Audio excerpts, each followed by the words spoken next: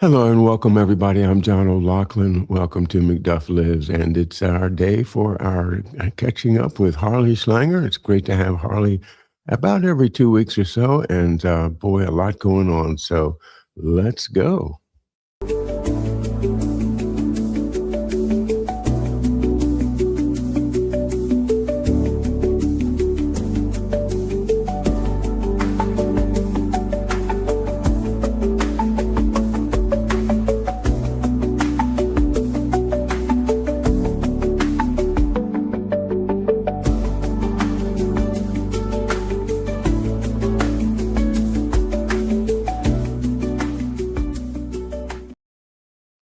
And there's Harley Schlanger. Hi, Harley.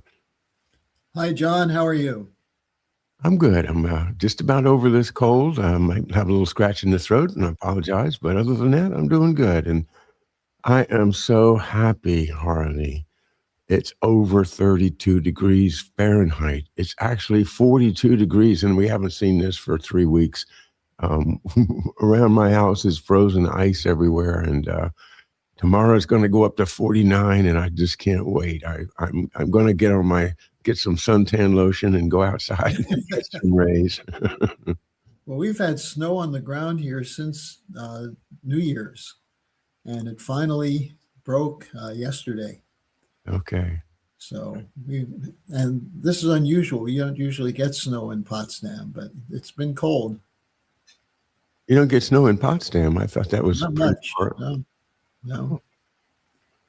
Um, Anyway, I've never been there, and I would love to come and see Potsdam. It's such a famous place. And are you happy you live there?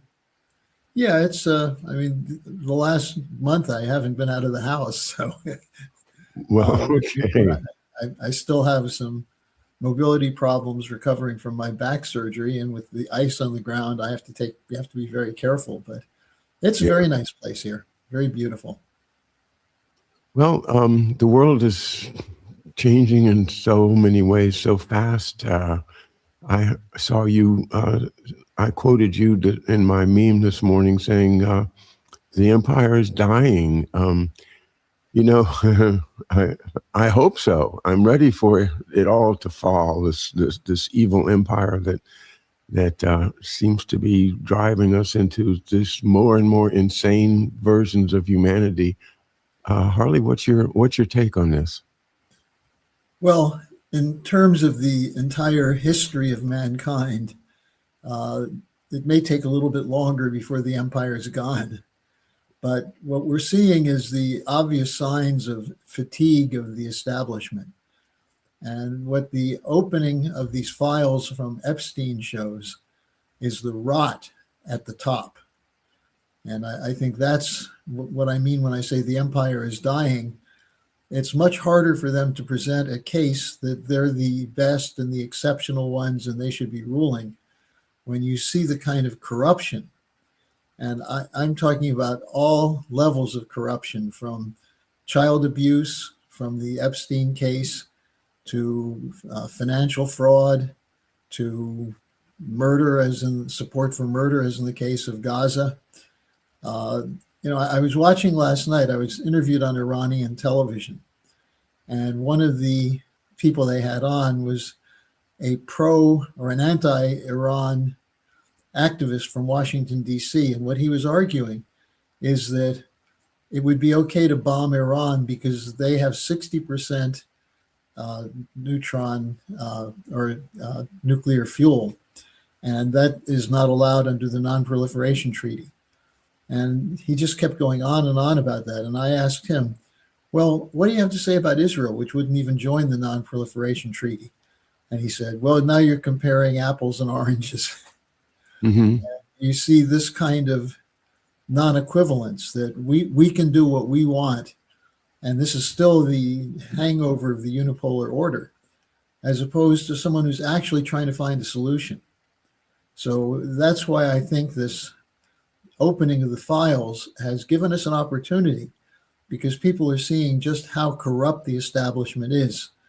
And I wrote a piece this morning on what's happening in Great Britain, where Starmer lost his the guy who's basically running things for him, McSweeney, who was his chief of staff. Now, McSweeney is a protege of Lord Peter Mandelson, the Prince of Darkness.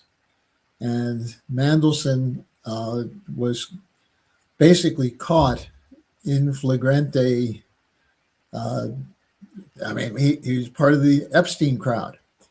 And somehow Starmer didn't know that, which of course is not believable. And so he was forced to resign. Mandelson was. Now his protege, McSweeney, resigned.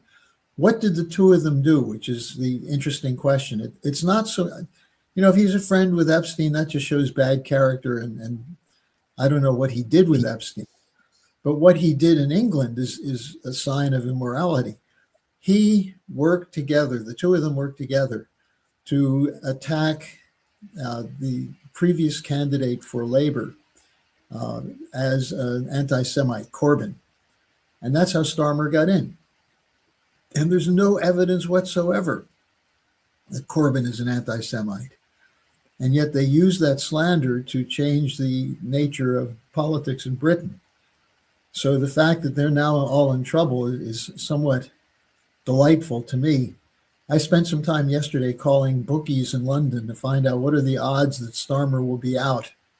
And I don't know, do you remember when they were comparing Liz Truss to a head of lettuce?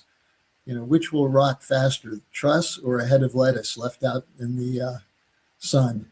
Mm-hmm. Truss ended up, the former prime minister, leaving before the lettuce was fully rotten. Now 90% of the bets in London are that Starmer will be out during 2026. And the bookies themselves say it's 72% chance he's going to be gone. And they said the only reason he might not be gone is that Labour has no alternative to him. The Tories have no alternative to him. And Nigel Farage, who had been gaining in the polls, is now collapsing when it becomes possible that he might be the next prime minister. That's the state of leadership in the global West. The empire, the fact that the empire is under a lot of pressure and the people at the top are showing their rottenness. When you mention child abuse, and then you mentioned Keir Starmer, I can't think of anything but Keir Starmer sitting on Jimmy Savile's lap as a child. And I cannot disassociate anymore the idea of pedophilia and the idea of the empire. It seems to me that there is kind of what do you call it?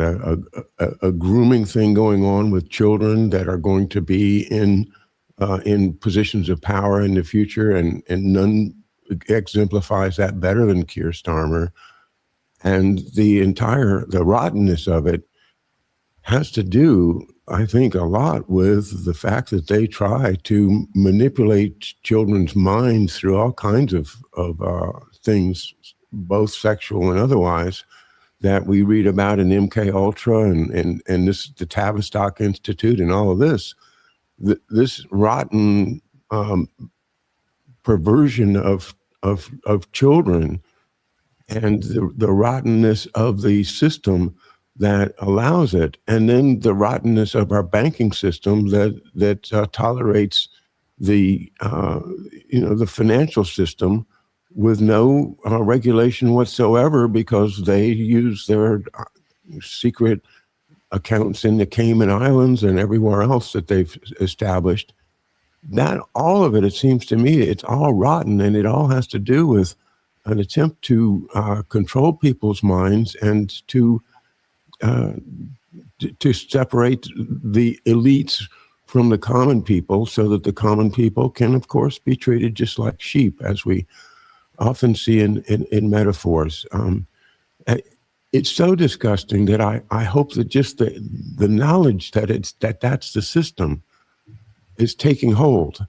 That it's not just a conspiracy theory, that they'd love to say, oh, that's a conspiracy theory, they can't do it anymore. To that extent, the empire may be falling, but to what extent is the fall of this empire actually either a good thing or a very terrible thing for the average person, where the economy itself could crash? It's a scary time, Harley.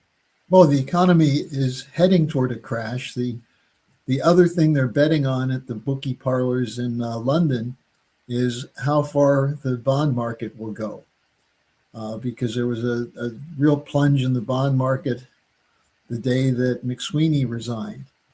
And the point you're making is exactly the point that I was making, that someone who doesn't see something wrong with having a top official who is a pedophile or who tolerates pedophilia, how different is that from tolerating the genocide in Gaza? Not just tolerating it, but facilitating it with guns and money and with support at the United Nations. How different is it when someone cuts budgets for healthcare for needy people and instead puts that money into buying new weapons? So that's the immorality. But in ordinary life, you don't see it. You don't see politicians with a little girl on their knee, or you don't see people stuffing their pockets. But it goes on. And it's at times like this where some people in the establishment feel the necessity to step away, and some even feel the necessity to become a whistleblower.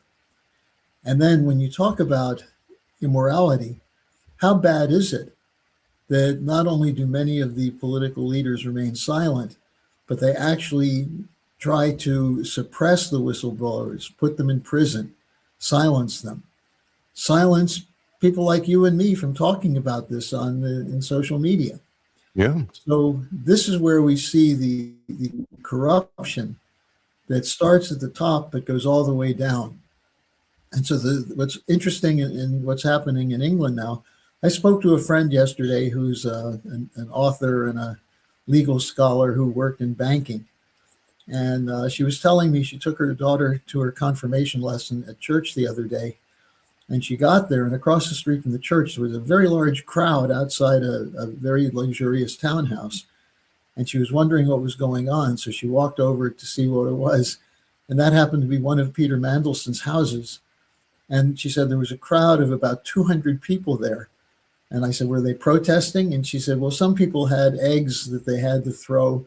Others just wanted to see if he would come out so they could taunt him. And she said, this doesn't usually happen in the United Kingdom. Now, the fact that they lost also the director of communications for the government, the Starmer hasn't been seen in the last 24 hours. He's been in meetings full time. And what was Starmer doing before this story broke? He was conspiring with Macron and Merz to build a European army to go to war with Russia. So it couldn't happen at a better time that this story has put them on the sidelines for a little while. Now, then we have the Iran question. And I have to say, I was very happy that there was a day of negotiations. The Iranians made their case. The U.S. made its case. They talked, and they agreed to come back again at the end of this week. The problem is that you still have people who are saying, we can't trust Iran, and therefore we have to go in and nuke them or destroy their nuclear program. And Netanyahu's at the forefront of that.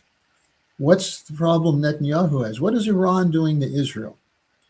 Well, Israel could say they supported all the terrorists, the Hezbollah, Hamas, and others.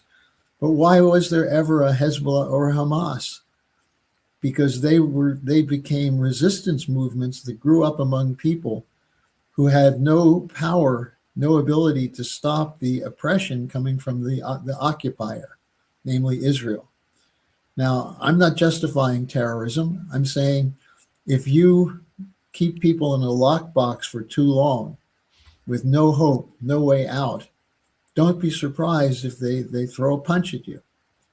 And the argument that therefore you're justified to do collective punishment, that's not a good legal concept.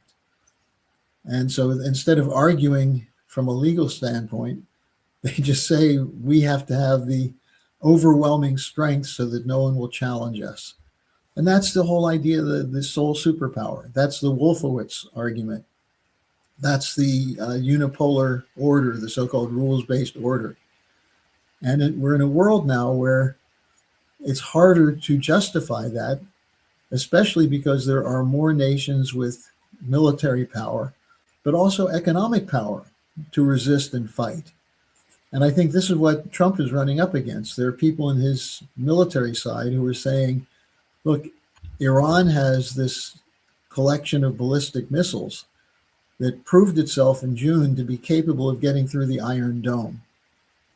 So that means that if Israel goes to war against Iran, don't be surprised if Iran uses these missiles to hit civilian sites in Tel Aviv, which the Iranians said they would do under certain circumstances. So Netanyahu's left with a choice. Israel doesn't have enough power on its own to defeat the Iranians. They do have nuclear weapons and could destroy Iran. But what kind of government would think of doing that? But that's the option. Do you go for an all-out destruction, or do you try and appeal to the other side on the basis of common interests and reach an agreement? And the Israelis say you can't trust the Iranians. And the Iranians are now saying they don't trust the Israelis, so they have their finger on the trigger, but they're hoping there can be a negotiated agreement. And I think what we're seeing from the Trump side is Witkoff, who is a negotiator and is looking for a diplomatic solution. Trump is looking for a way out. He doesn't want to go to war because if they do want to take out the Iranian regime, they're going to have to send boots on the ground, and then American servicemen and women would come back in body bags. And with the midterm elections coming up, Trump wants no part of that. So he's stuck with diplomacy. But how does he get Iran to do what he wants them to do?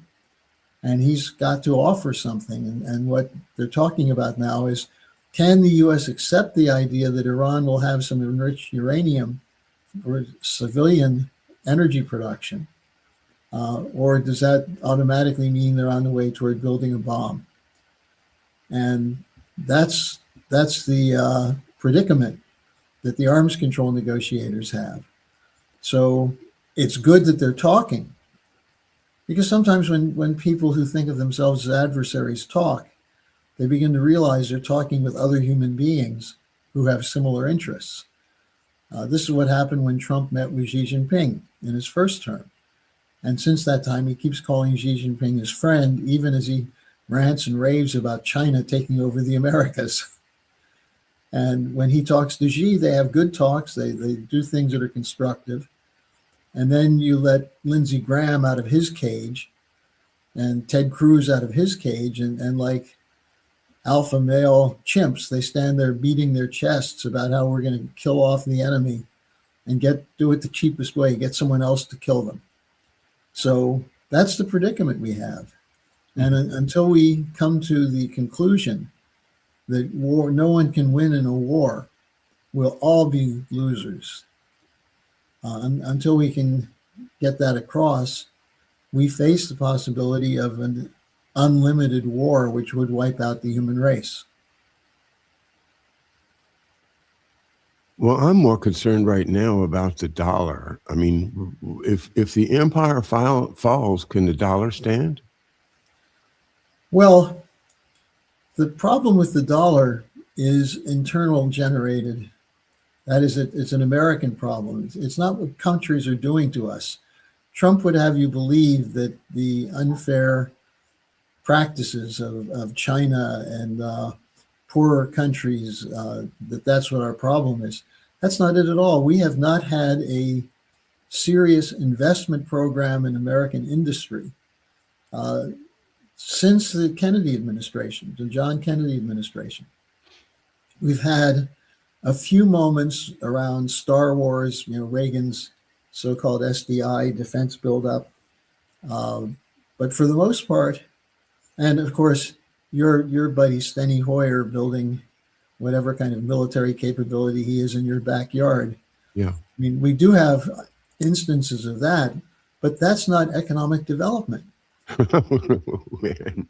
and it's not sustainable because if you're going to build these things, Yeah. they become obsolete, as we're seeing with Russia's Oreshnik and the hypersonic weapons. Now, Iran has hypersonic weapons that in some cases are more advanced than ours.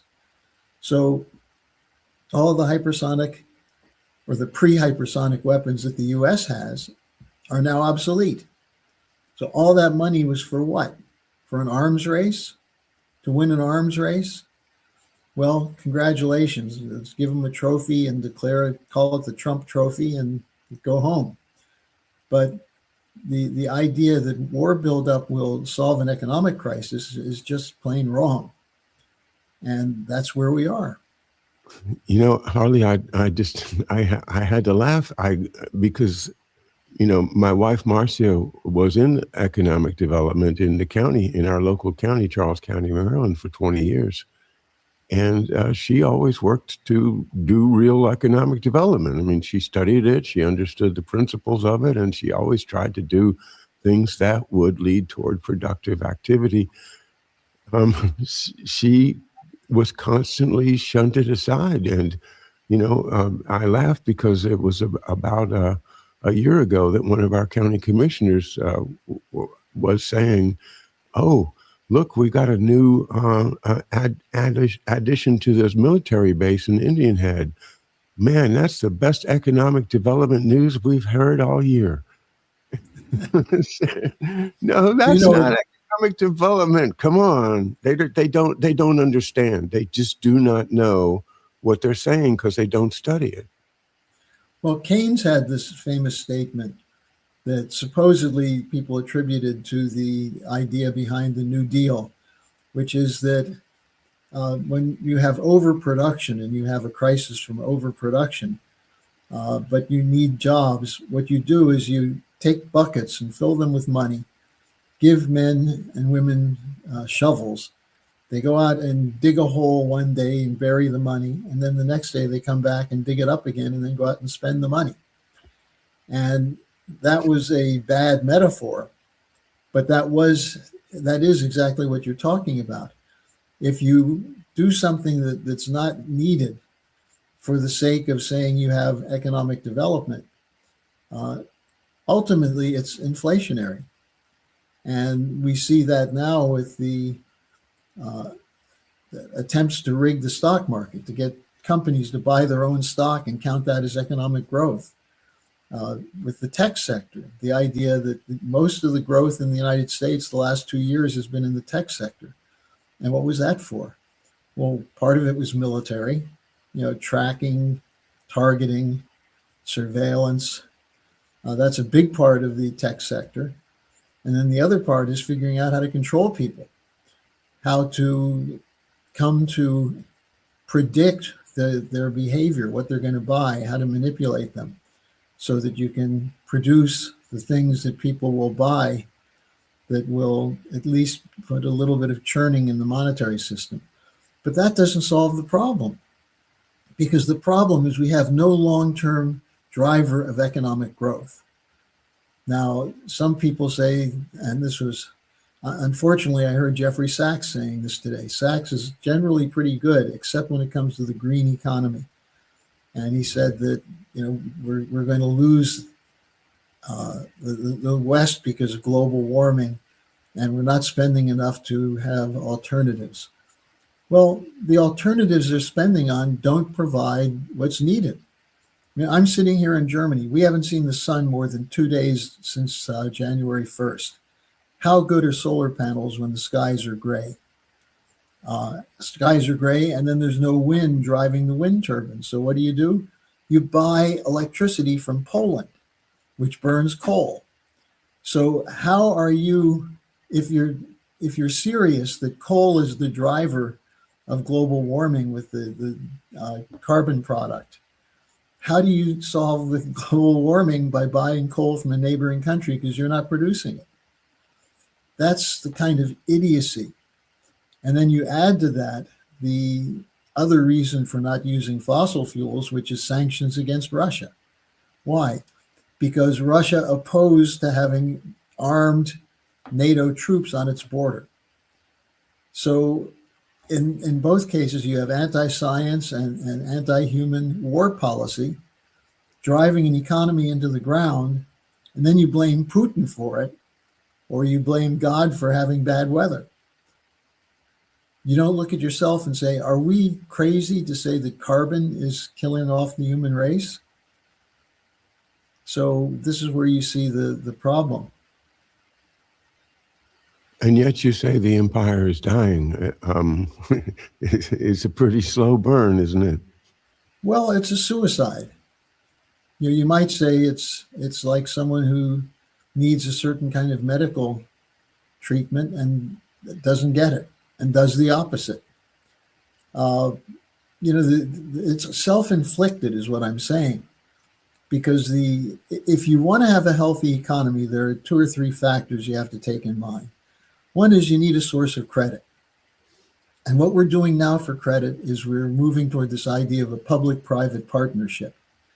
And what that means is that you have venture capitalists, sometimes called vulture capitalists, who have access to money. In some cases, it's organized crime, drug money that's been laundered. In other cases, it's just fortunes that have been built up by speculators. But they need an immediate return. So if you get credit from them, you're just adding to your short-term debt load. And that's what's happened with the U.S. economy. That's why we're almost at 38 trillion deficit now, and it's heading really quickly towards 40 trillion. So, and then if you try to solve the credit question by just pumping money, which is the on and off, quantitative tightening and quantitative easing, all you're doing when you do the easing is you're providing liquidity to roll over debts, but you don't create the basis for retiring those debts. So the lack of a credit system is one of the problems. Secondly, the lack of an educated population, or a population that's willing to work. Then what do you have to do? Well, you have to bring in people who are willing to work, mainly immigrants. But you do that at the expense of having to hear from the anti-immigrant crowd saying this is unacceptable, this is a replacement theory, and so on. But what do you do to have a workforce? Now, then they say, well, the solution to the workforce is you have AI, you have robotics, you have these things. Well, those are wonderful technologies, but they're self-limiting unless you have robots that are creative enough to create the next generation of robots. What happens when the people who did the initial work to create the artificial intelligence, you don't have them anymore? How are you going to advance? You have to have a component of the population, a portion of the population that's educated. And I don't mean just on technical things, but actually has a worldview that's conducive to advancing the human race. And in some cases, that's called agape, love of mankind. It's called facing eternity, the fact that the existing generation will die out. And are you replacing the thinkers that you need for the next generation? We're not doing that. And you look at the curriculum in the schools, and you look at the people who are the advocates of the new economy, and they're basically saying we don't need culture, we don't need art, we don't need things to spur the imagination. We need things that will make us happy. And what makes people happy? The Super Bowl, at least if you choose the right team. Massage parlors, rotten music and rotten movies. This is our culture and our society right now. And you squelch the imagination that's necessary to move into the future. And, I'm not saying it costs a lot of money to have kids be imaginative, but it's helpful if they have good health care and if they have the things they need in schools, the technologies, the equipment, and other things to enable them to develop their critical thinking. And our school systems are organized away from that now. And isn't all that by intention? I mean, this idea, well, that we get from, say, Bezmenov about imposing dystopia on us through the generations, making us, no longer respect the institutions, the flag, and in fact breaking down our confidence in everything from the medical system, which is really going on right now, and in the whole idea of constitutional government. And I just have to say, this is not happening because of neglect. This is happening because of an overall intention by that empire that we talk about, because they don't want smart people. They want serfs, and they want sheep, and Or, they want people that they can play with in their crazy pedophilia games, and that's the empire that I want to see fall. But again, what happens when it falls? Do we still have any kind of an economy, or is the whole world going to crash? Because it's so pervasive at the top, Harley. well, there are two aspects of this in terms of what the oligarchy wants. This idea of the noble savage from Jean-Jacques Rousseau, people who are good by nature because they're not driven to want something more, and they're willing to accept their subservience. Mm-hmm. Or you have the Hobbesian view of you have a Leviathan to beat down and weed out the resistors, the anarchists, Yeah. so that you're left with passive people who are terrified they're going to get in trouble. Mm-hmm. And that's the way this thing works. And now what they're doing is using what are supposedly sophisticated AI methods, is they're trying to determine at a very young age who are the people who might not be willing to conform, and how do you change them so they're willing to accept a miserable life where they eat bugs and own nothing and are happy. To paraphrase the World Economic Forum strategy. And that's what they're doing. I have fights with my kids sometimes when they wake up in a bad mood and they say, "Why do I need to go to school? I don't learn anything anyway." And then you find out, and they talk about being bored. And you say, "Why are you bored?" And they say, "Well, all we do is we watch movies on computers."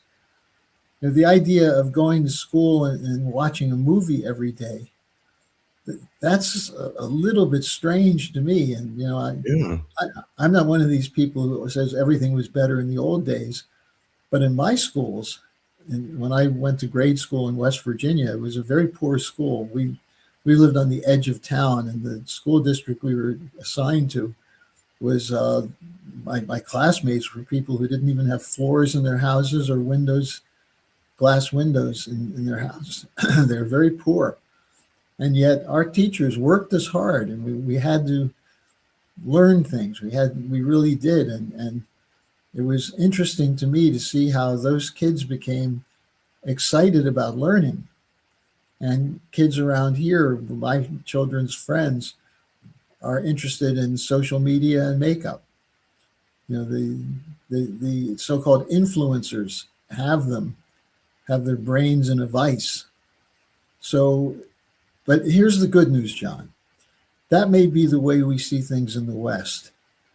You look at the cultures in the East, you look at China, you look at India, you look at Thailand, Indonesia, Malaysia, where you might say, and also many states in Africa, that you might say that what you have in those countries is a hunger for education, a hunger for advance.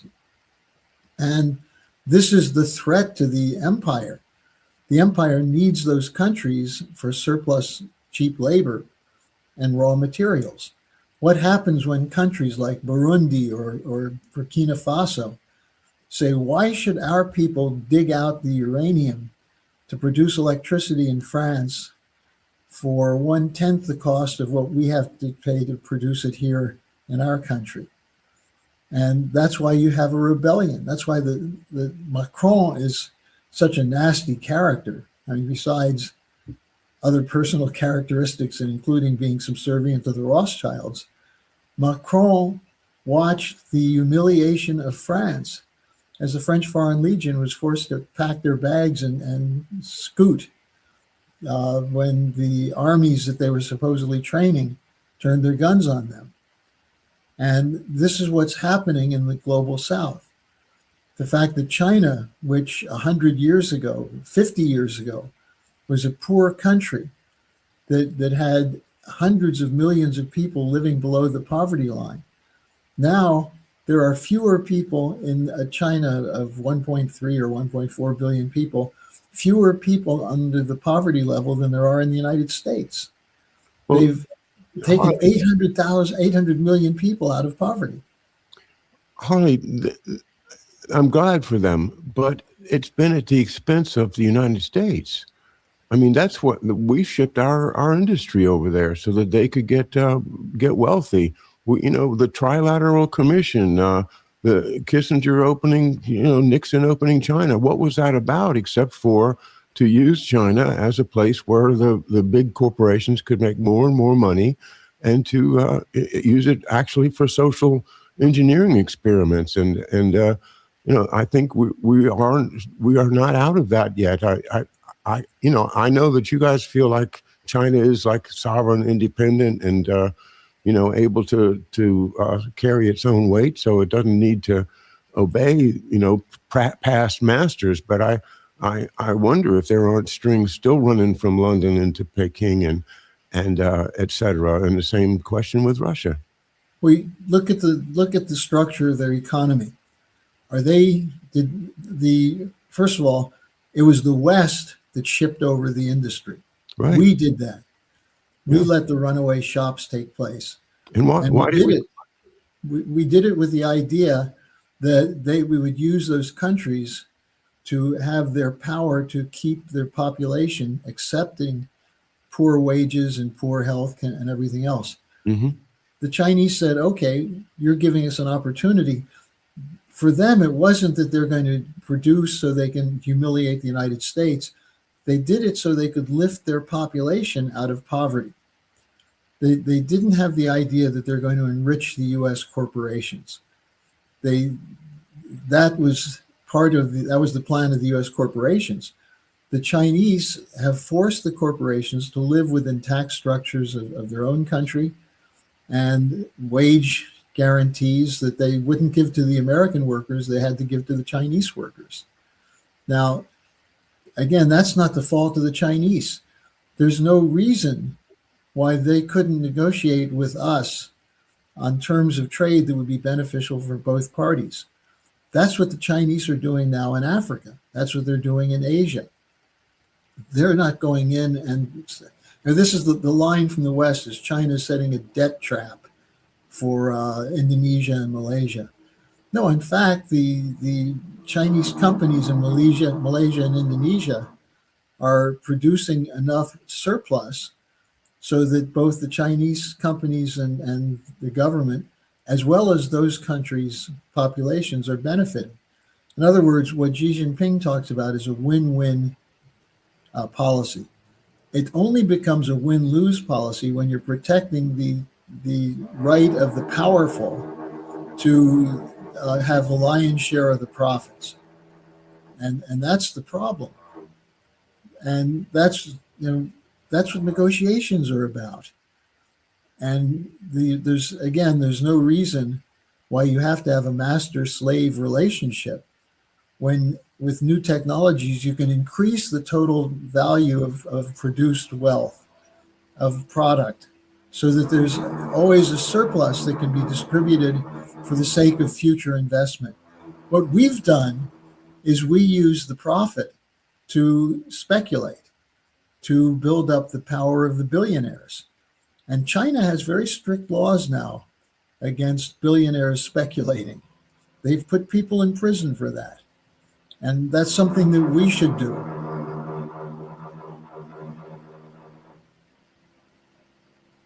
I'm afraid there's some construction going on, maybe on your end somewhere. Yeah, let me find out what that is. I'll be back in a second. I think it's just a bad vacuum cleaner. It's okay. You know, don't get up, Harley. All right. It's fine. I think it's receding. No, I didn't mean Well, to. this is what happens when you have a studio at home that's not soundproof. Yeah, well, it happens to me too, especially when the trucks go by and the dogs Yeah. bark, and you've heard it, my Yeah. totos. But John, the essential point here is that what you're talking about is when you have a system which is predicated on the strong setting the terms, the Hmm. powerful saying, this is going to be done for us. And if there's anything left over, we'll drop some crumbs on you. That's the old British imperial system. And Yeah, the British did it to their own population. And that's the model that's being used now for the tech sector. That's the model that's been used for corporate cartels. Grab as much as you can. And then when there's debt, how do you cover the debt? Well, you get the government to do it. The idea of too big to fail corporations. And that means that the ordinary people are paying for the profits lining the pockets of the billionaires. let me ask you about an issue that a number of my colleagues on X are raising, and that is the technate, the idea, of course, of the technologically driven society where decisions are made by a computer or by some small group of very, very smart people that drive those computers. That's comes from the Fabians and from Bertrand Russell and all of those folks that have written, positively about how great it's going to be when we have a technate that will control everything.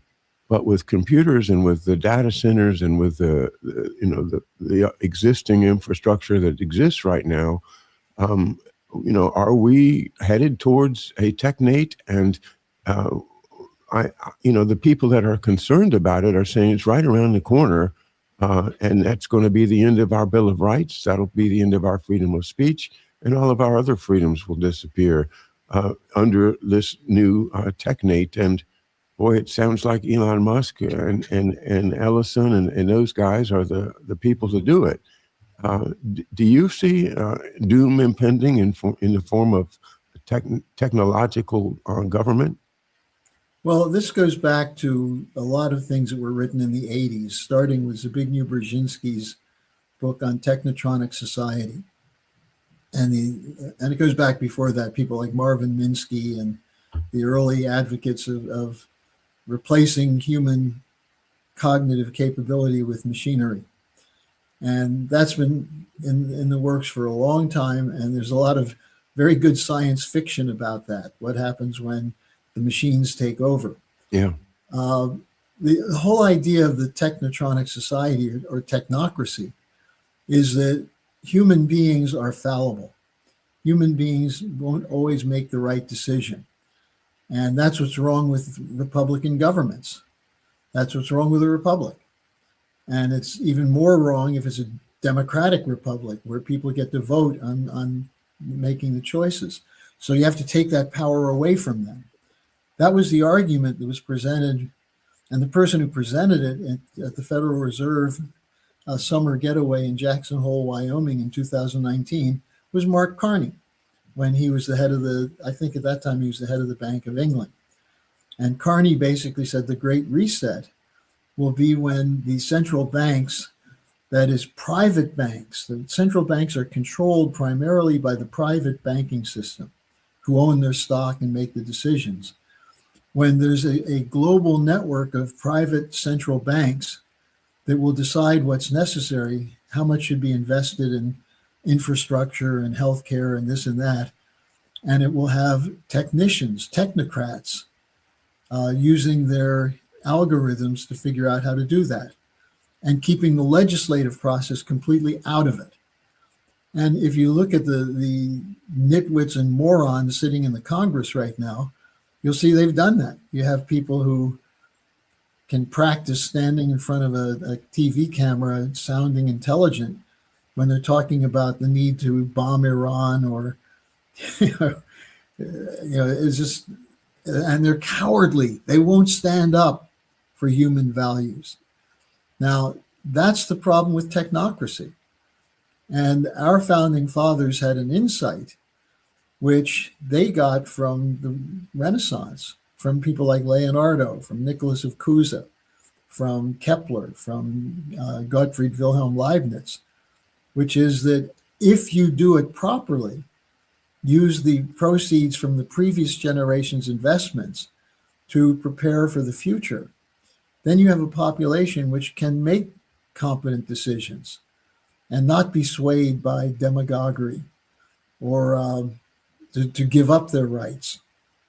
And that's how the founding fathers addressed the question of why having a democracy is not bad, provided you have balance of power. You have institutions that will be regulated. And regulated by what? By human beings.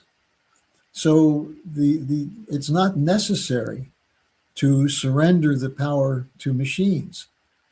But what they've done increasingly is they've created these arbitrary choices, which are either the people rule or the machines rule, and they leave out the real solution, which is why we have human creativity and freedom, so that you have imagination to look into the future and say, well, what we're doing now may be good for now, but it's not going to be good in 20 years.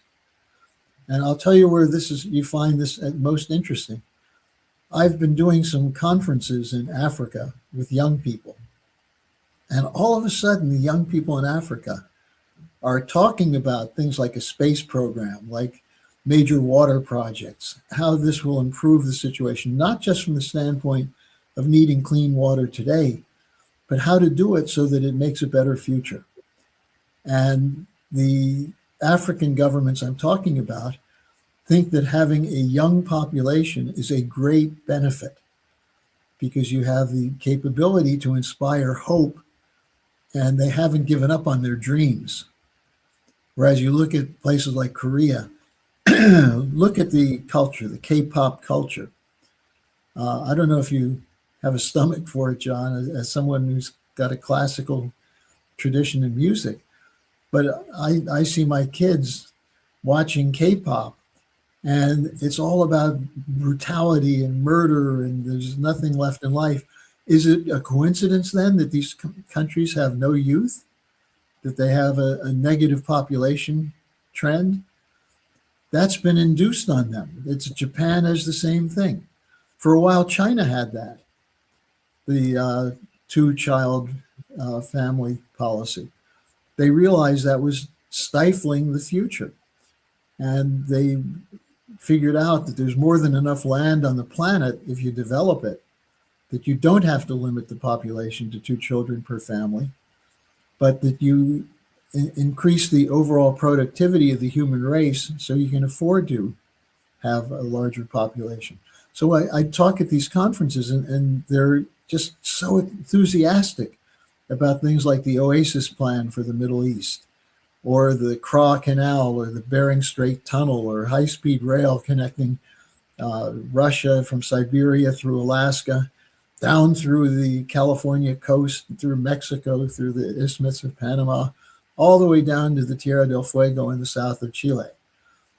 The idea of east-west corridors in South America and Africa, this is driving the excitement in the future in the same way Abraham Lincoln's Transcontinental Railroad inspired the generation from after the Civil War to begin to populate the central areas of the United States. But you know what? You drive through the central parts of the U.S. and it's depopulated. And it's beautiful land, nice weather. You have to deal with tornadoes in some parts, but Lincoln thought we would have 300 million people by 1900. And the birth rate in the United States has dropped to the point that we have to bring in immigrants to have a labor force.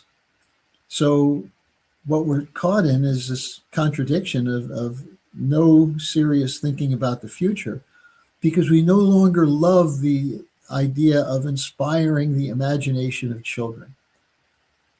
And by imagination, I don't mean horror stories. I don't Right. mean pornography. I mean thinking about what it would be like to be on another planet and building a human culture. Well, we're running out of time. I think about what you said about the separation of powers and the founding fathers and all, and the one thing that they didn't understand, one of the things they didn't understand was the power of media, and the idea of these oligarchs controlling our media, and these insane people that are behind the military industrial complex, basically controlling everything that comes out in major media, if not also in minor media, is part of the problem, because that's what you get when you turn on the television. You get a murder mystery. But You get John, there were evil people back then. They had to deal with people who supported human slavery and thought that the future economy depended on the cheap labor of African slaves. Now, they didn't have a media to reinforce that, but they had the whatever newspapers there were, and the education system, the separate but equal education system in the South. So, how did we overcome that? We had individual geniuses like Martin Luther King. You read some of his speeches, and you see the power of the human mind painting pictures of what's possible. What Bobby Kennedy's famous statement, I don't ask, what is it, why asked we them. have this, but why not? Oh, I'm sorry, I confused that with Jack. Say it again. He said, some people ask, I know it's something like, why do we have these technologies? And he said, why not? Mm-hmm. What can we do to make the world better? But with King, you have this optimism, even in the face of the brutality that still existed before the civil rights movement changed the laws. So, it's a fight. You need leadership. And, Lyndon LaRouche was always saying that Martin Luther King should have been president because of his ability to communicate to people what it would mean to have a fair and just legal system and economic system. Well, Harley, today the Buddhist monks are completing their march, 2,300 miles from Fort Worth, Texas, to Washington, D.C. And I've been watching them, and I love their messages. The one that I will always carry with me is to wake up in the morning and say, "Today will be my peaceful day." And I wish that for everyone. If we could all say that when we wake up in the morning, perhaps the temperature in the world would go down, and we could calm down and maybe actually fulfill some of these ideas that you folks at the Schiller and LaRouche program have for restoring our economy, restoring our faith in our institutions, and helping the children to face the future that they are going to face. And it's going to be a mess, but they're going to need a lot of help. So, Harley, I sure do appreciate all of your thoughts today. I'll just give you one quick anecdote. Yeah. I had a really very interesting discussion with my son who's going through this anti-school state of mind. And so I read to him Poe's poem, The Raven. And he got so interested in the language. He'd never heard that. He said he thought poetry was stupid. And the idea, take thy beak out from my heart. The talking to the raven and the imagination of Poe, it really captured his attention. Everyone should be reading Poe also. I agree with you. And thank you again, Harley. Everybody have a great afternoon, and we'll see you on Friday with Marcia for our weekly wrap-up. Bye now.